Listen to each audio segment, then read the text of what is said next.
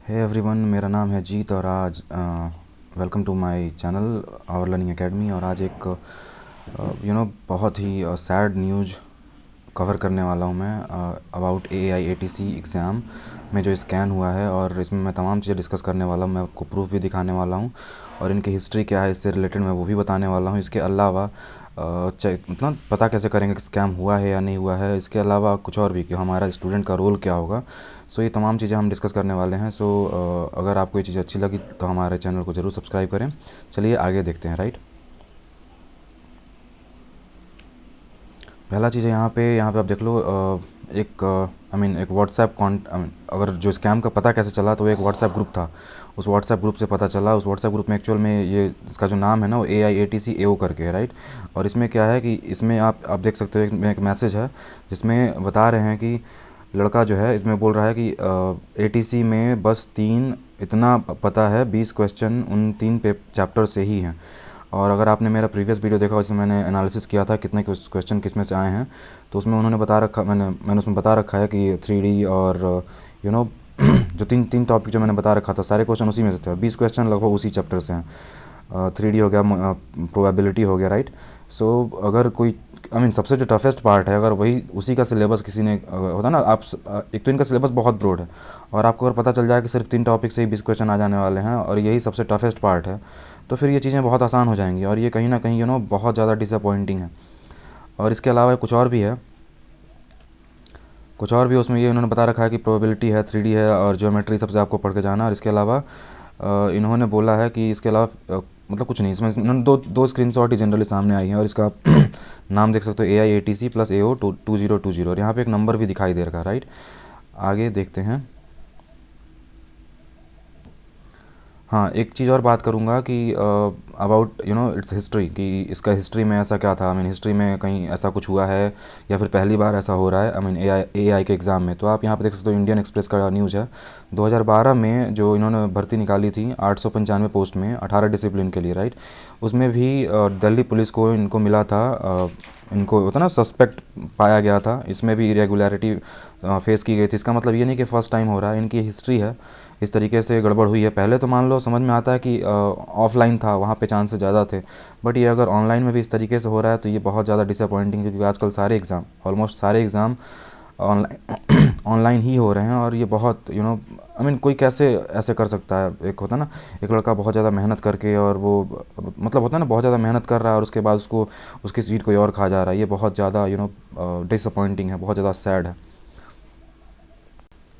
इसके अलावा एक और मैंने कमेंट देखा, एक और TC करके एग्ज़ाम प्रिपरेशन करके कोई ग्रुप है, उसमें एक लड़का है जो डिफेंड तो नहीं बोलूँगा बट हाँ उसने ये कहा है कि जो ये चीज़ें हैं ऑथेंटिसिटी लड़का जो है जो मैंने स्क्रीनशॉट दिखाया वो इनको मिसगाइड कर रहा है, उसमें इसने ये बोला है इस लड़के ने। और इसमें मैं ये कहूँगा कि हो सकता है वो मिसगाइड कर रहा हो और हो सकता है इससे प्रॉब्लम भी हो सकता है कि अगर मान लो जांच वाँच बैठ जाए तो वैकेंसीज में देरी हो जाए। बट अगर थोड़ा भी डाउट है तो होता है ना कि डेमोक्रेसी है, फ्रीडम ऑफ स्पीच है, तो इसके वजह से जांच होनी चाहिए कि मतलब ऐसा ना हो किसी और का सीट कोई और खा जाए।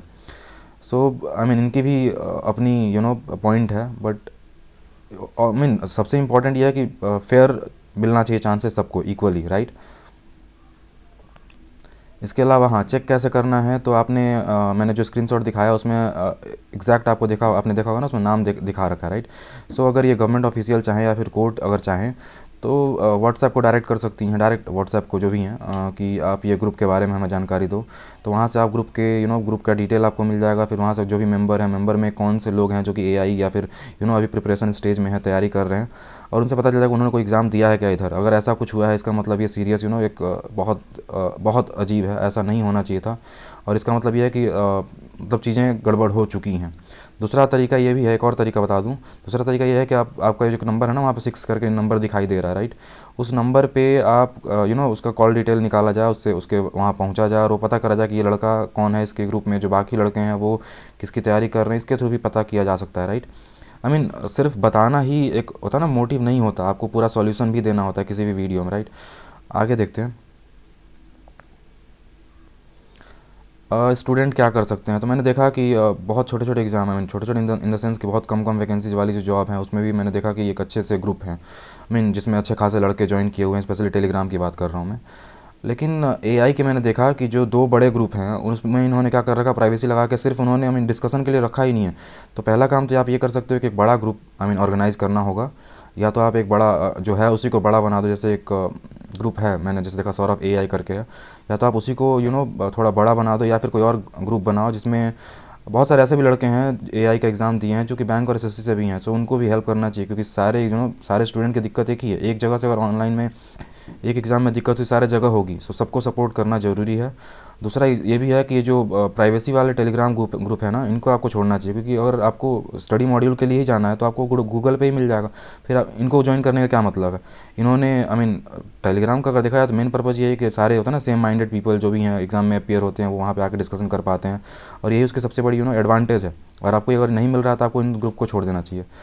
और हाँ, इसके अलावा आप क्या कर सकते हो कि जब एक बड़ा ग्रुप फॉर्म हो जाए तो आप एक क्या बोल सकते हैं उसको, एक पर्टिकुलर टॉपिक डिसाइड करो कैंपेन का, एक हैशटैग डिसाइड करो, एंड देन सबको बोलो, सबको शेयर करो कि उस पे उसको ट्रेंड करें, ताकि ये जो है ना जो अपैथेटिक ईयर्स हैं उनके, जो हमारे जो गवर्नमेंट ऑफिशियल हैं या फिर जो हमारे पॉलिटिशियन, उनके पास ये बात पहुंच पाए और उस पर वो कुछ कर पाएँ। एक एक चीज़ इंपॉर्टेंट वही है कि ये लोग नहीं समझ पाएंगे कि आजकल कितना कंपटीशन है, पॉलिटिशियन तो बिल्कुल भी नहीं समझ पाएंगे, कितने पढ़े हैं आप सब जानते हो।